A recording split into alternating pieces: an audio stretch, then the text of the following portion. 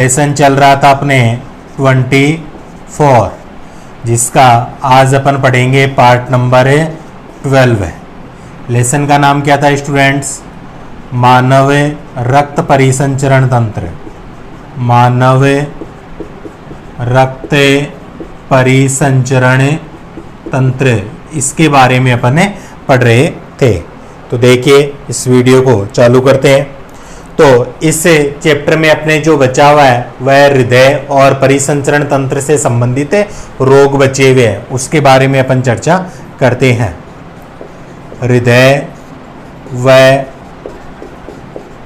परिसंचरण तंत्र रोग, यानी कि ये जो तंत्र होते हैं हृदय से संबंधित रोग और जो अपना परिसंचरण तंत्र होता है उससे संबंधित जो रोग है उसके बारे में आज के वीडियो में अपन चर्चा करेंगे। तो देखिए जैसे कि लगातार अपन देख रहे हैं कि अपना रहन सहन चेंज हो रहा है, खान पीन वगैरह चेंज हो रहा है, उस कारण से अपन मानेंगे कि इन रोगों की संख्या में लगातार क्या हो रही है? बढ़ोतरी हो रही है। इसलिए ये रोग जो है वह आपके दैनिक जीवन में भी काफ़ी फायदेमंद है और अपने सिलेबस में भी दिए हुए हैं, इसलिए इस वीडियो को ध्यान से ज़रूर देखना दोस्तों। देखिए फर्स्ट रोग जो है वह अपन बात करते हैं उच्च रक्तचाप।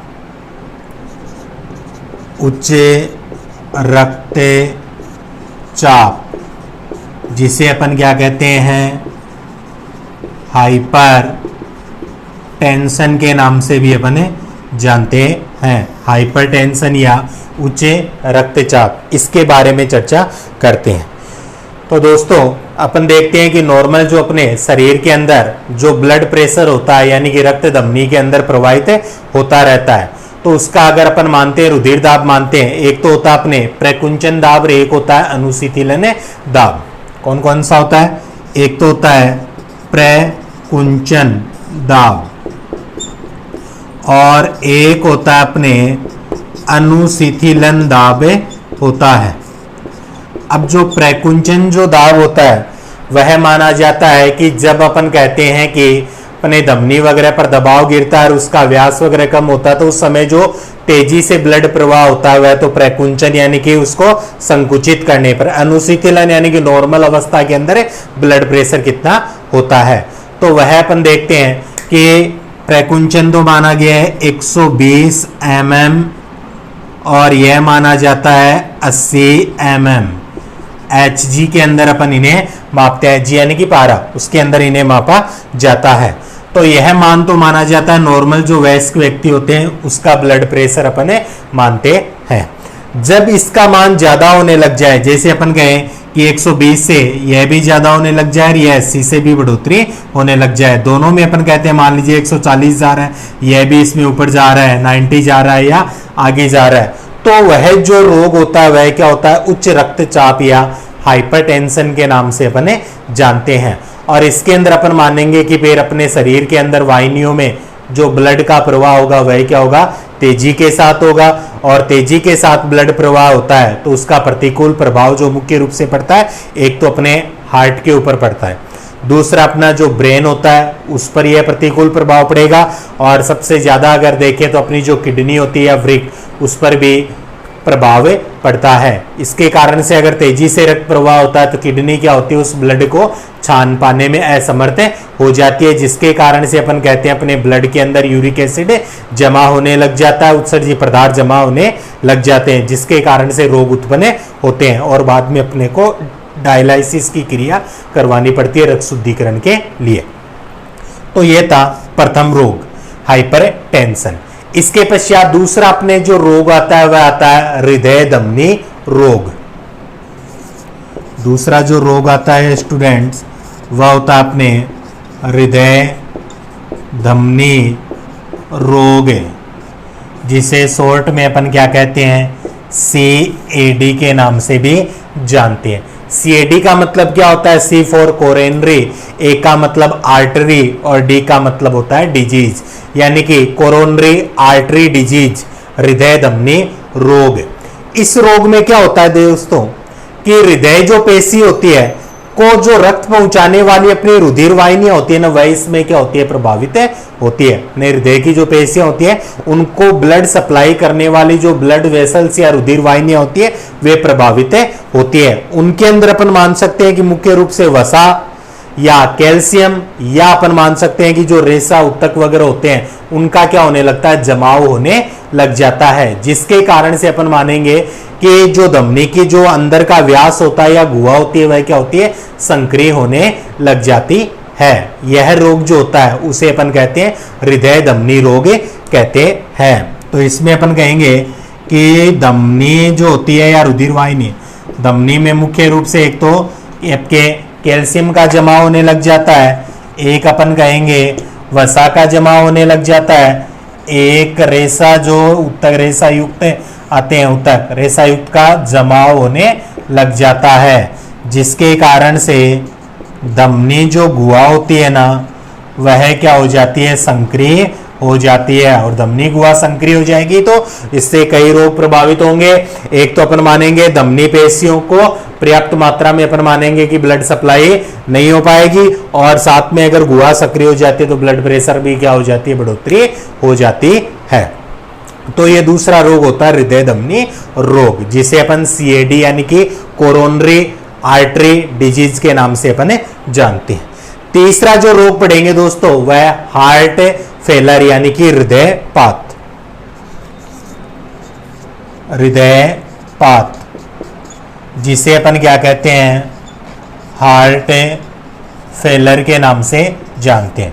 नॉर्मल एक बीमारी अपन पढ़ते हैं हार्ट फेल होना, तो वह हार्ट फेल होता क्या है उसके बारे में अपन पढ़ते हैं। इसमें क्या होता है हार्ट फेल में कि हृदय के द्वारा जो अपने ऑर्गन्स या अंग होते हैं उनको जो ब्लड सप्लाई की जाती है वह निश्चित होती है कि प्रत्येक अंग के पास कितनी ब्लड सप्लाई करनी है, वह कार्य अपने हार्ट का माना जाता है। तो उस ब्लड सप्लाई में क्या आने लग जाती है, धीरे धीरे कमी आने लग जाती है, या अपन कह सकते हैं कि जो रक्त की आपूर्ति होती है वह अचानक क्या हो जाती है, कम हो जाती है, जिसके कारण से अपन मानते हैं कि यह रोग उत्पन्न होता है। और इस रोग का अगर मुख्य कारण पूछा जाए तो अपने जो लंग्स या जो फेफड़े होते हैं उन वे क्या होने लग जाते हैं, संकुचित होने लग जाते हैं, जिसके कारण से यह रोग उत्पन्न होता है। तो मुख्य कारण क्या होगा कि जो फुफ्फुस या जो फेफड़े होते हैं लंग्स, फेफड़े संकुचित हो जाते हैं। फेफड़े संकुचित होना इसका मुख्य कारण देखेंगे। इसके कारण से होगा क्या, रक्त आपूर्ति जो होती है हृदय के द्वारा अंगों तक, रक्त आपूर्ति अचानक कम हो जाना, रक्त आपूर्ति अचानक कम हो जाना, क्योंकि अपने हार्ट के द्वारा जो बॉडी ऑर्गन्स होते हैं उनके पास क्या की जाती है, ब्लड सप्लाई की जाती है। प्रत्येक ऑर्गन्स की एक निश्चित पर मानते हैं डिमांड होती है ब्लड की, तो उसमें अचानक कमी आ जाने से हार्ट फेलर जो रोग होता है वह उत्पन्न होता है। अगला जो रोग है वह अपन पढ़ेंगे एंजाइना या हृदय शूल। 4 नंबर का जो रोग है हिंदी में कहते हैं हृदय शूल, और इंग्लिश वर्ड अगर अपन देखें तो वह आता है इसका एंजाइना। अब जो एंजाइना रोग होता है वह अपन देखते हैं कि यह एक तरह से सबसे ज्यादा होने वाला रोग इसमें अपन मानते हैं। इसमें क्या होता है कि हृदय की जो भित्ति होती है, हृदय की जो लेयर पाई जाती है, हार्ट लेयर या भित्ति को अपन मानते हैं कि ब्लड की सप्लाई पर्याप्त मात्रा में नहीं हो पाती है, जिसके कारण से जो कोरोनरी धमनी में संकुचन या थक्का जम जाने से अपन मानते हैं कि यह क्रिया देखने को मिलती है। इसमें अगर पर्याप्त मात्रा में ब्लड नहीं पहुंचेगा तो ऑक्सीजन की क्या आने लगती है, कमी आने लगती है। और ऑक्सीजन की कमी होने से मुख्य रूप से इस रोग में क्या होता है, एक तो अपने जो सीने वाला जो पार्ट होता है सीने में, और साथ में कंधे में क्या होता है, दर्द होता है। सीने में और कंधे में दर्द होता है। और यह रोग मुख्य रूप से देखें तो एक तो वृद्धावस्था यानी कि 70 साल के पश्चात अपने को होने वाला रोग माना जाता है। इसके पश्चात जो मध्यावस्था आती है दोस्तों, लगभग अपन मान सकते हैं कि 40 से 50 वर्ष की जो उम्र होती है उसके अंदर यह रोग क्या होता है, ज्यादा होता है। तो इसका कारण मुख्य रूप से क्या मानते हैं, कोरोनरी धमनी जो होती है, कोरोनरी धमनी में संकुचन या अपन मानेंगे थक्का बनना। जो कोरोनरी धमनी होती है उसमें अपन मानेंगे संकुचन हो जाता है या थक्का बन जाता है, जिसके कारण से अपन मानते हैं कि जो हार्ट लेयर होती है या हृदय भित्ति को पर्याप्त रक्त नहीं मिल पाता है, पर्याप्त रक्त आपूर्ति नहीं हो पाती है। और इस रोग में होता है क्या है, सीने व कंधे में दर्द होता है, कंधे में दर्द होता है। तो यह पहचान मानी जाती है एंजाइना रोग की। तो 4 रोग हो गए। अगला जो रोग पढ़ेंगे दोस्तों अपन, वह है मायोकार्डियल इंफ्रैक्शन। मायोकार्डियल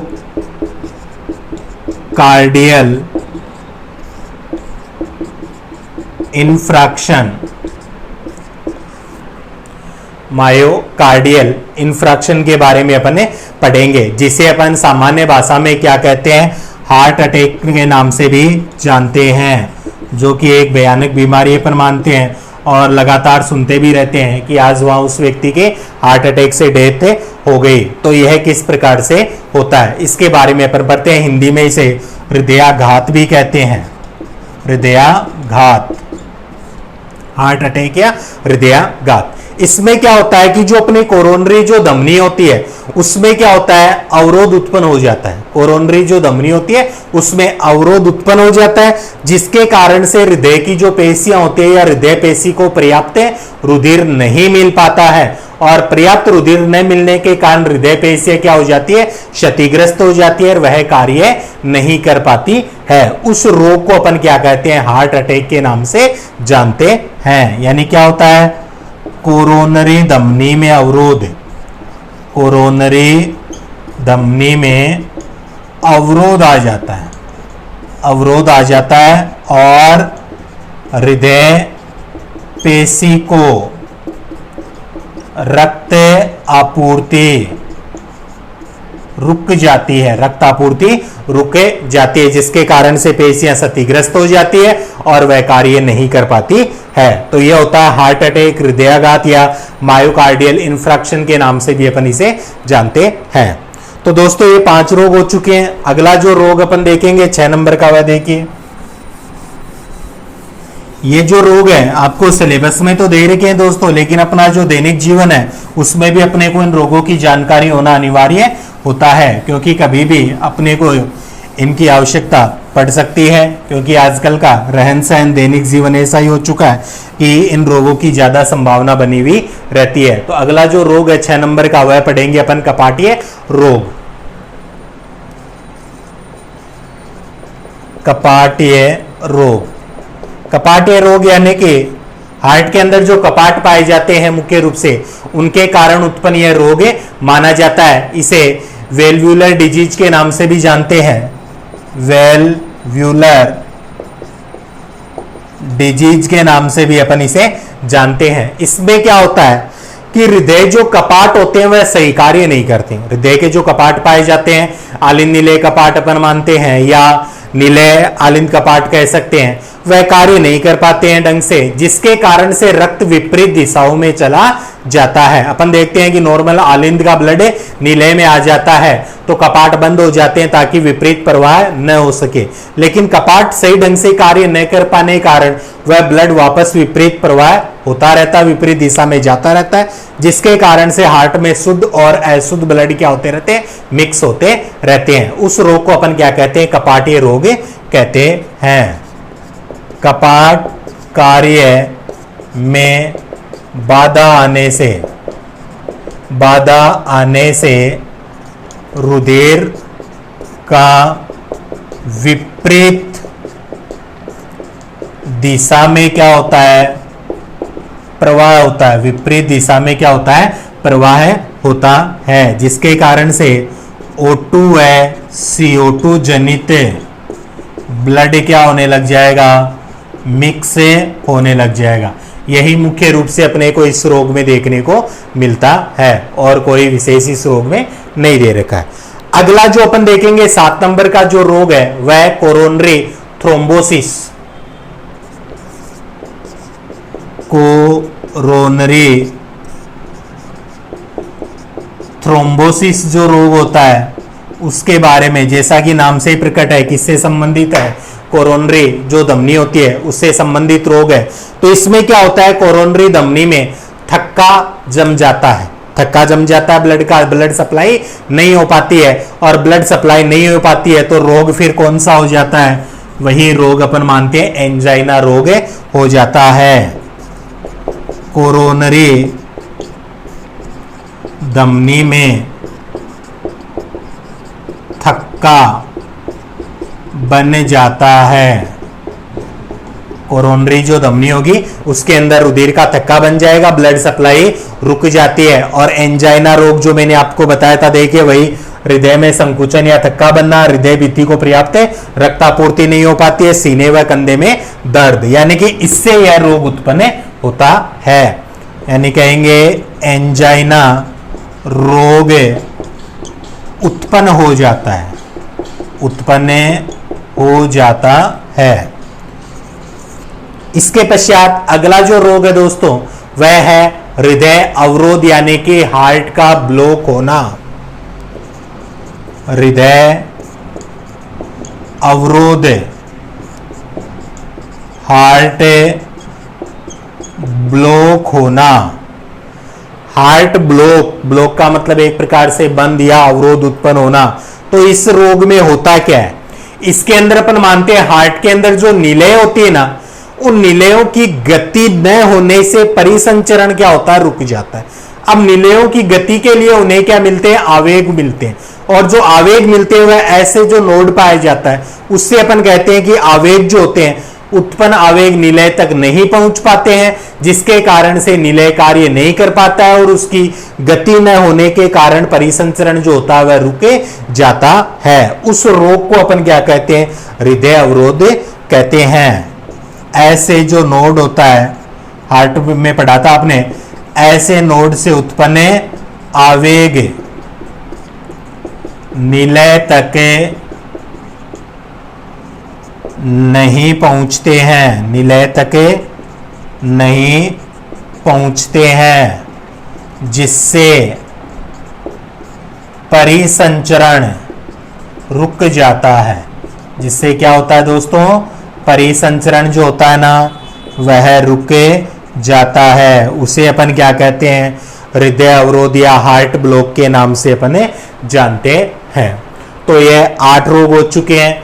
9वां जो रोग है वह देखिए,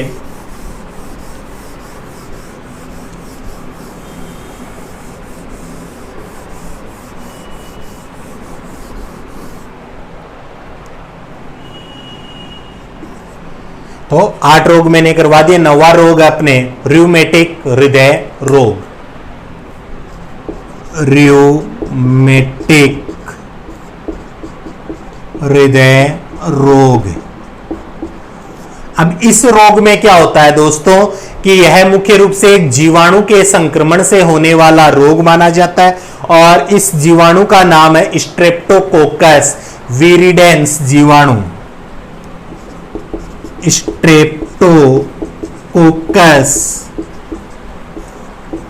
विरिडेंस जीवाणु जो होता है उसके संक्रमण से, जीवाणु संक्रमण से यह रोग उत्पन्न होता है। यह अपने को ध्यान रखना है। नाम पूछ सकते हैं कि र्यूमेटिक हृदय रोग कौन से जीवाणु के संक्रमण से होता है, या स्ट्रेप्टोकोकस विरिडेंस बैक्टीरिया संक्रमण से कौन सा रोग होता है। दोनों प्रकार से क्वेश्चन पूछा जा सकता है। तो जीवाणु संक्रमण से होने वाला यह रोग माना जाता है। इसमें क्या होता है कि जो हृदय कपाट होते हैं वह ठीक से कार्य नहीं कर पाते हैं, जिससे जो हृदय पेशियां होती है वह कमजोर हो जाती है। हृदय कपाट सही कार्य न कर पाने से हृदय पेशियां क्या हो जाती है दोस्तों, कमजोर हो जाती है। हृदय पेशियां कमजोर हो जाती है। इस रोग को अपन कहते हैं र्यूमेटिक हृदय रोग के नाम से जानते हैं। इसके पश्चात 10 नंबर का जो रोग दे रखा है वह है निलयी तंतुकता रोग, जिसे अपने कहते हैं निलयी तंतुकता के नाम से अपने जानते हैं। अब निलय यानी कि निलय से संबंधित रोग है, तो स्टूडेंट्स इसमें क्या होता है कि निलय का जो प्रत्येक जो भाग होता है वह अपन मानते हैं कि अलग अलग उनमें संकुचन की क्रिया होती है, जिससे लय व समन्वय क्या होता है, टूट जाता है। यानी कि पूरा निलय जो होता है वह एक साथ वर्क नहीं करता है, उस वह अलग अलग वर्क करता है, जिसके कारण से निलय का लय व संकुचन टूट जाता है। तो निलय का लय व संकुचन टूटे जाता है।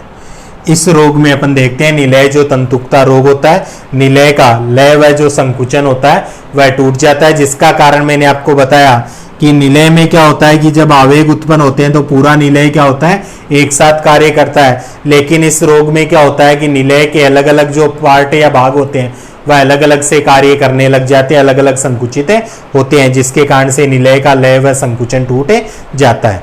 इसके पश्चात एक रोग और दे रखा अपने बुक के अंदर, वह पेरिकार्डियाटिस। 11 नंबर देखिए, पेरिकार्डियाटिस जो रोग है वह भी अपने दे रखा है। पेरिकार्डियाटिस यानी कि अपन कहते हैं कि जो पेरिकार्डियम होता है उसमें क्या आ जाती है, सूजन आ जाती है। पेरिकार्डियम में क्या आती है, सूजन। अब पेरिकार्डियम में यानी कि अपन कहते हैं हृदय के चारों ओर का जो आवरण होता है वह पेरिकार्डियम कहलाता है।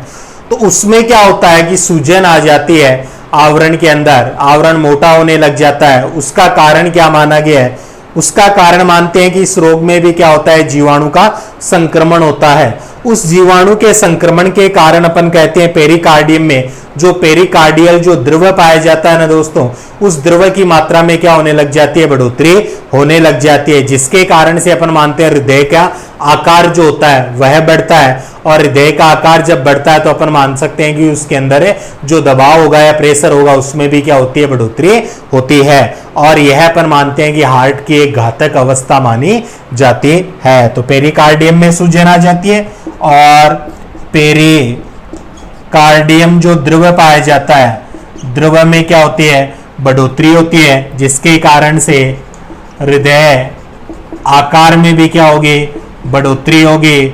हृदय जो दबाव होगा, प्रेशर, उसमें भी क्या होगी, बढ़ोतरी होगी। इसीलिए अपन क्या मानते हैं, इसे एक घातक अवस्था मानी जाती है और इसमें अपन मानते हैं कि व्यक्ति की मृत्यु तक हो जाती है। तो दोस्तों ये जो 11 रोग मुख्य रूप से अपने सिलेबस में दिए हुए हैं, ये मैंने आपको क्लियर करवाए हैं। आशा करता हूं अच्छी प्रकार से समझ में आ गए होंगे। फिर भी किसी प्रकार की कोई प्रॉब्लम्स है तो बेझिझक आप मेरे से पूछ सकते हैं। तो यह लेसन आज अपना कंप्लीट होता है। 12 पार्ट मैंने आपको इसके उपलब्ध करवा दिए हैं और आशा करता हूं पूरा लेसन अच्छे प्रकार से समझ में आया होगा। अब बात रही दोस्तों नोट्स की, तो नोट्स में देखिए कि मैं आपको इसकी जो पीडीएफ है नोट्स की वे आपको उपलब्ध करवा दूंगा। तो उस पीडीएफ की सहायता से इसके जो नोट्स हैं वह आप अपनी नोटबुक में उपलब्ध कर लीजिए और उसे अच्छे प्रकार से तैयार भी कीजिए, क्योंकि मैंने कहा था कि यह जो चैप्टर होता है ना, ये रक्त परिसंचरण तंत्र, जिसमें अपन ब्लड वगैरह के बारे में पढ़ते हैं, this topic is very important topic for your subject and your competition exam. यानी कि चाहे अपना सब्जेक्ट देख सकते हैं या अपने किसी भी कंपटीशन एग्जाम की अपन तैयारी करते हैं दोस्तों, ये जरूरी नहीं है कि बायोलॉजी के स्टूडेंट चाहे किसी भी सब्जेक्ट के स्टूडेंट हो, ये टॉपिक जैसा है कि इससे क्वेश्चन प्रत्येक एग्जाम में आता है, चाहे वह ब्लड से रिलेटेड हो, चाहे हार्ट से रिलेटेड हो, कैसा भी क्वेश्चन हो, पूछने की संभावना पूरी रहती है। इसलिए मैं तो यही कहूंगा कि इस लेसन को 100% तैयार कीजिए और अगर 1% भी दिक्कत आती है तो बेझिझक आप मेरे से कमेंट्स में पूछ सकते हैं, मैं उसका पूरा सॉल्यूशन करने की कोशिश करूंगा। तो आज का वीडियो देखने के लिए आप सभी का धन्यवाद। मिलते हैं अगली क्लास में एक नए टॉपिक के साथ। तब तक के लिए जय हिंद, जय भारत।